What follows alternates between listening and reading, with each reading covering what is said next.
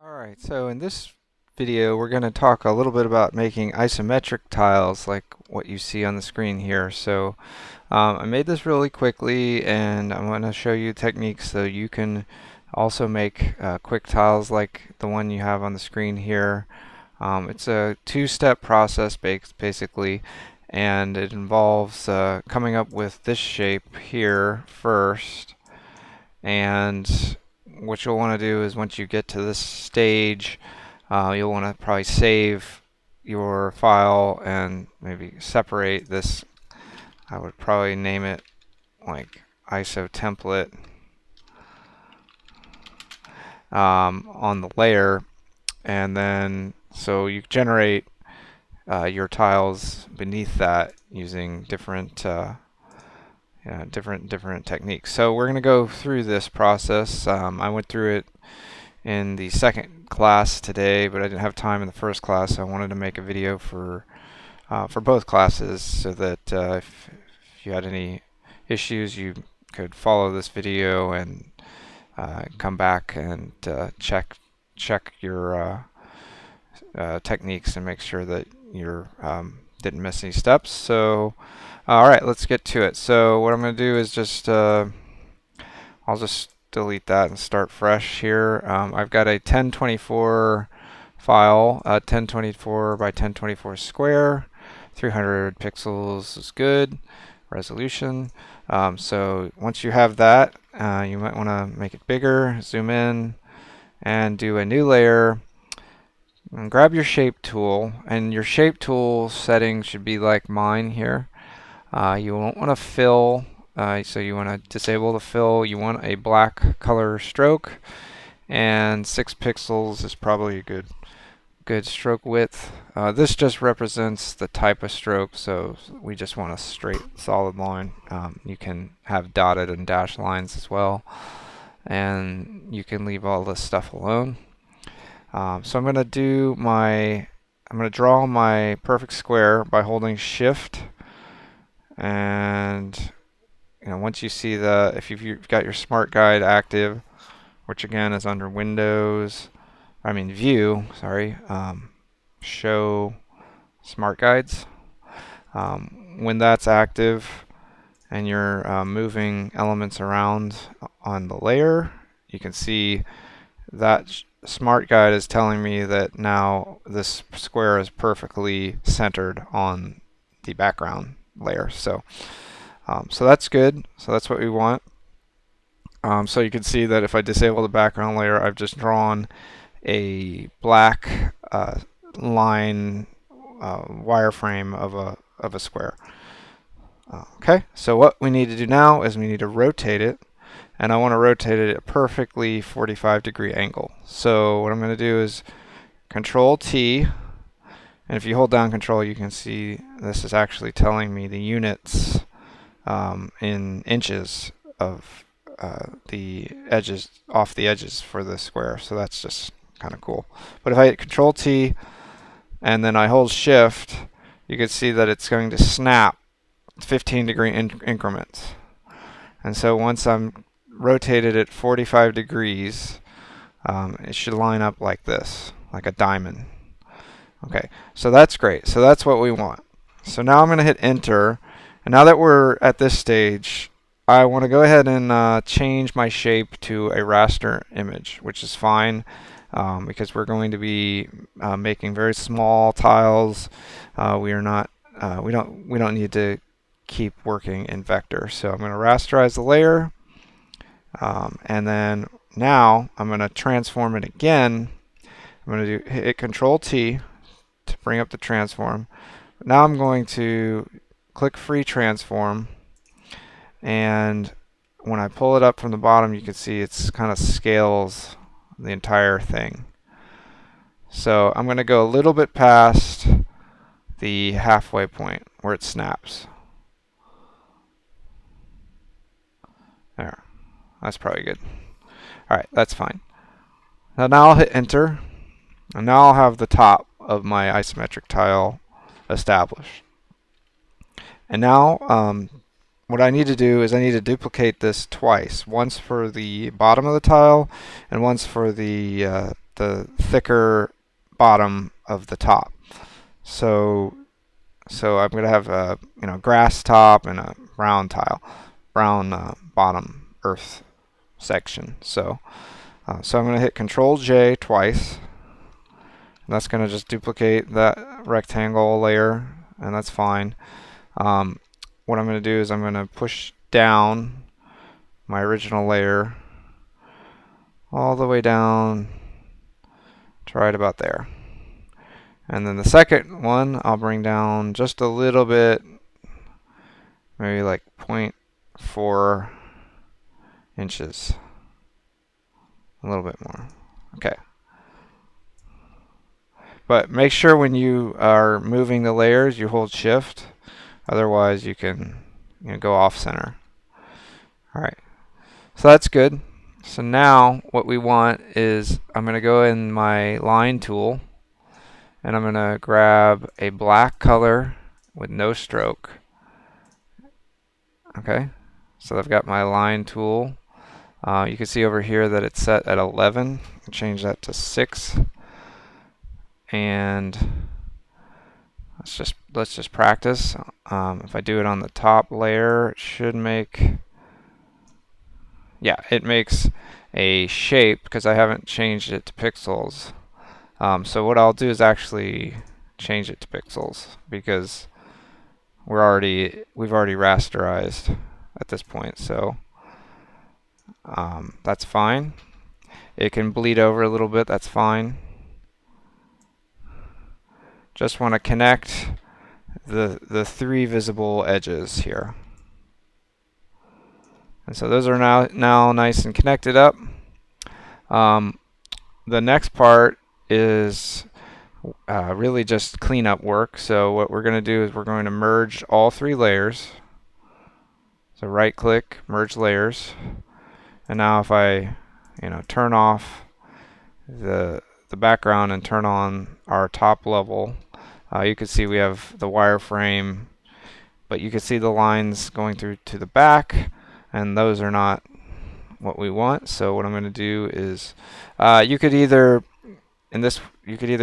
You could either grab your polygon lasso tool and just delete pixels by lasso selecting and hitting the delete key, or you could go into your eraser tool here, and you might want to switch to the block eraser because there's no softness to that. It's just going to grab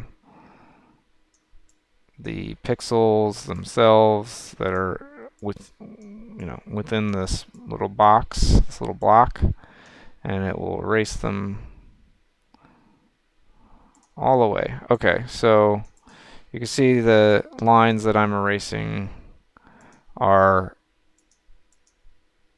in fact, the ones that you would not see if you were looking at a 3-dimensional cube like this. So when you get this done, as done as I've got it here, you just want to maybe take another look at the line work. Looks like this feels a little thick, even though I know that it's the same thickness. I'm gonna bring it in a little bit there. Okay. Now I'll zoom out, or zoom in, zoom out, turn the background back on. Okay, so that will be fine for me. That's just kind of going to be our rough template. So I'll go ahead and hit save and call it, terrain template or something. Name the layer. Let's call it ISO. Okay, so now what we're going to do is I will go ahead and duplicate the template layer and with a new layer underneath it, I'm just going to group these because if you make many different tiles, you want to start kind of grouping them because you're going to need one template and then a working layer below it for your fill color. So we'll call this earth tile, and what I'm going to do is go into my colors, and since I know I'm going to start with a green grassy top, I'm going to grab like a middle green, and this is totally up to you at this point, whatever you want your world to look like. So I'm going to grab that, that's fine. And I'm going to magic wand inside that top tile, okay? But I'm not going to do anything to destroy or fill color in on this layer. I'm going to use this layer. So that's important to know about. So so you can turn off your template, and you can see that in this layer we still are able to fill the color inside of our selected area with our foreground color. So by selecting paint bucket and having it set to foreground, I'm just going to fill in my top tile. Now if I turn on my grid again, my template, go back to my magic wand, I will go ahead and grab this side. Now this and this side are going to be green as well, but they're going to be different shades because we want that three-dimensional look that kind of suggests lighting is hitting the scene. So what I'm going to do is go ahead and grab my foreground color again, and I'm just going to pick a little bit lighter green. And then on the same layer 1, I'm going to go back to my paint bucket and fill. Okay. So now if I turn off my deselect my pixels, you can see that I've got this 3D thing happening. Okay, so I'll turn my template back on and select the opposite side panel of the tile, and knowing that light is hitting this side, I want this to be just a little bit darker. So go ahead and bring my color picker up, and I can just move my pick color down to a darker color green. And then back on layer 1, paint bucket. Control D, deselect. You can turn off the outlines if you want to just look at it from a distance. That's pretty good. Pretty good. See some little bits of noise. We could clean that up if you wanted to. I'll maybe just go in real quickly here. Oops. My brush is not set to normal. Okay, now it's set to normal. And I'll just clean this up. And maybe this right here.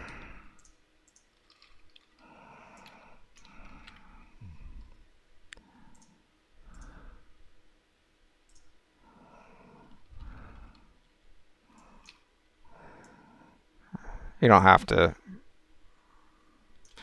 do this. I'm just doing it because I want you guys to know that the line work will leave some of these artifacts if you don't really spend some time on the line work. But okay, there we go. So that is our top, and you can see the line work problem right there. So you could just hit D to get the black back, go to your hard brush, and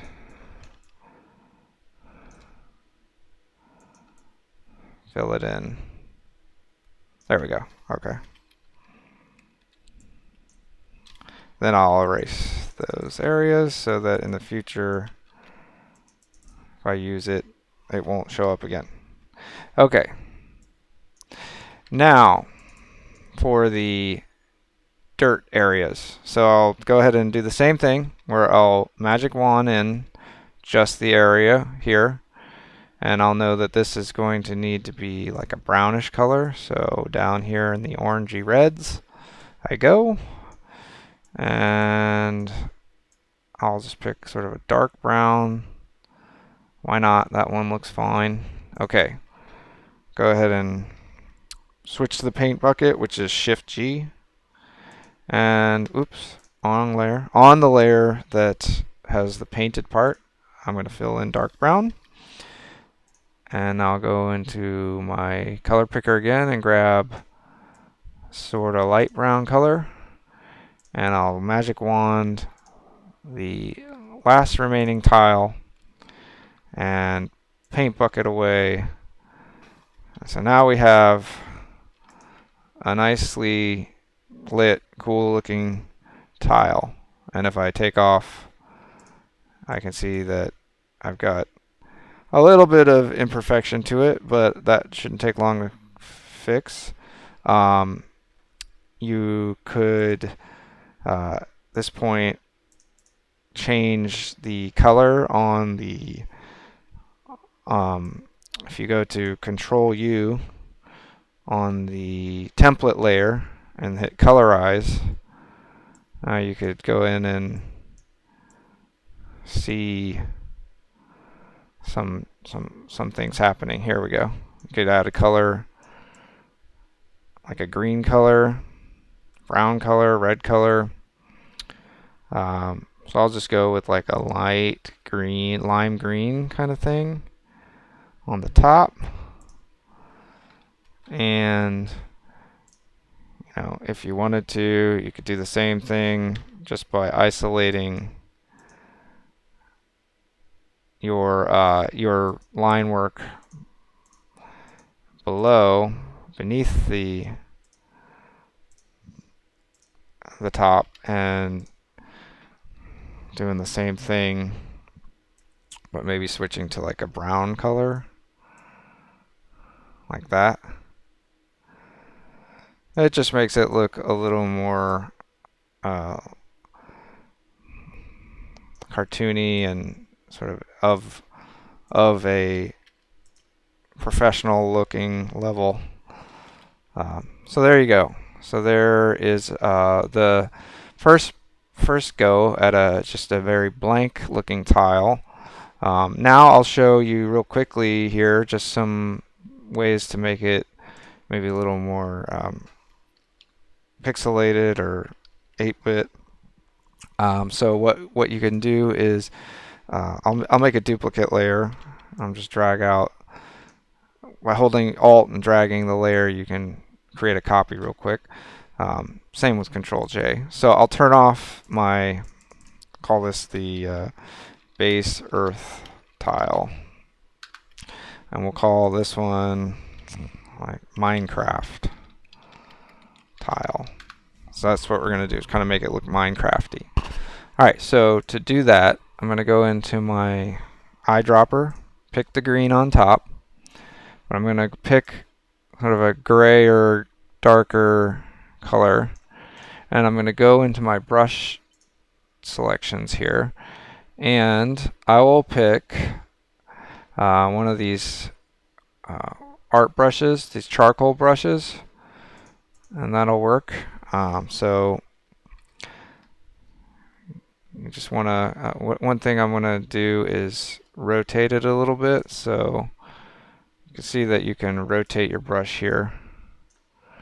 So since we're on this isometric axis, I want to make sure that my little touch-ups that I'm going to do to this kind of look like they're laying correctly. Alright, so that should work. Alright, so I'm just gonna one thing you want to do before you start is lock the transparent pixels, because we don't want to draw over here. Alright, so I've got my Minecraft tile selected. It's like my rotation went away. Okay, there we go. And now I'm just gonna start clicking and just add a little variation around directly on the layer. Because what we're going to do in a second, I'll show you, is we're going to pixelate using the mosaic filter. Oops, that's a little too hard. I'll just bring the opacity down. Okay.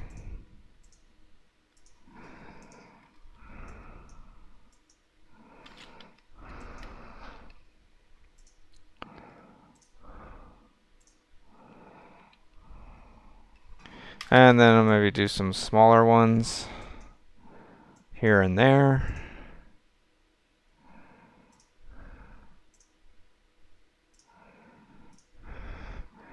And then I'll line it up to the sides.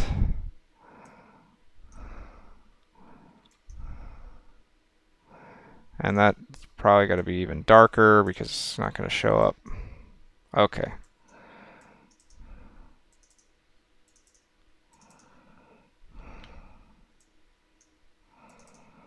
Just rotate it at different angles so that it looks a little more interesting,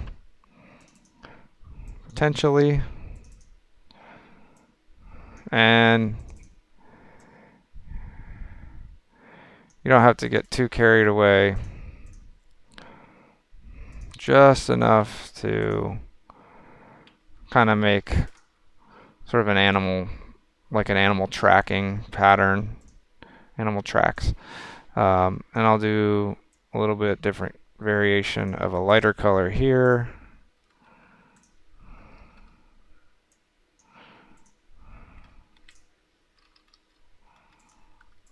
Okay.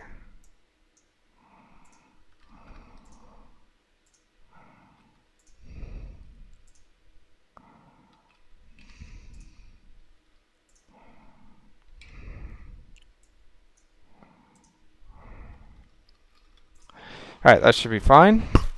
Alright, so what we're going to do is on the layer that we have selected, going to filter, pixelate, and then grab mosaic.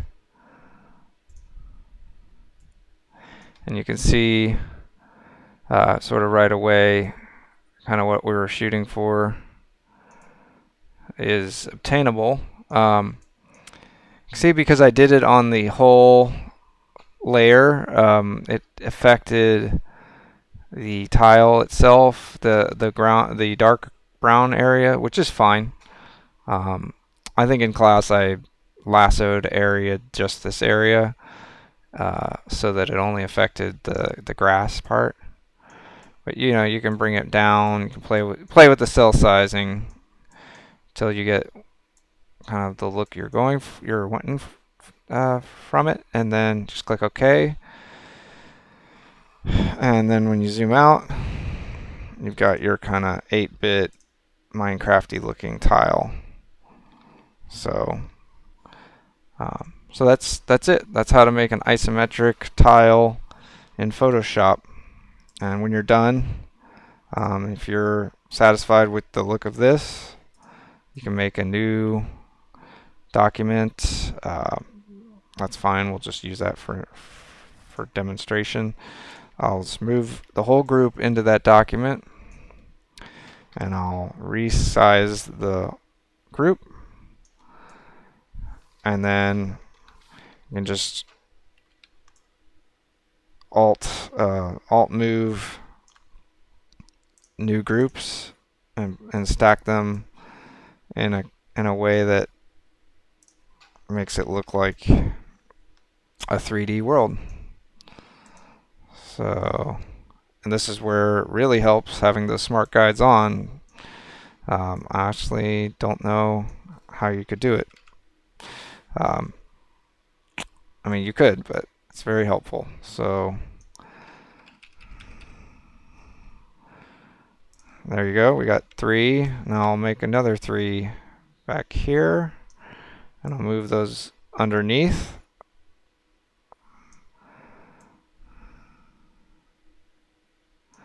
And you can see the line work, being that it's now green, it helps to sort of define the areas, the green and brown versus just solid black. So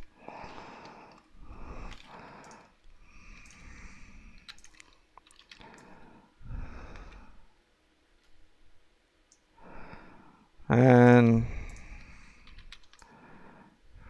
voila, you're making a game.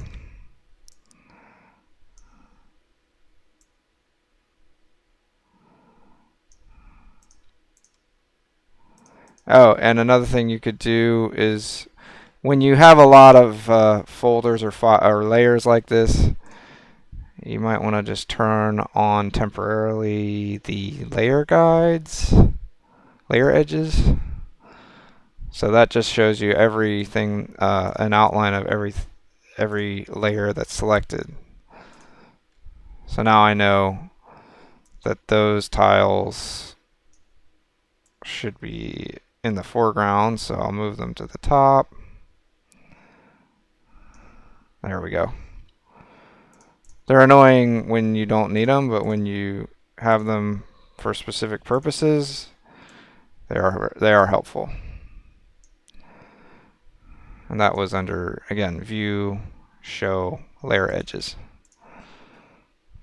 Okay. That's all I got. Talk to you in the next video.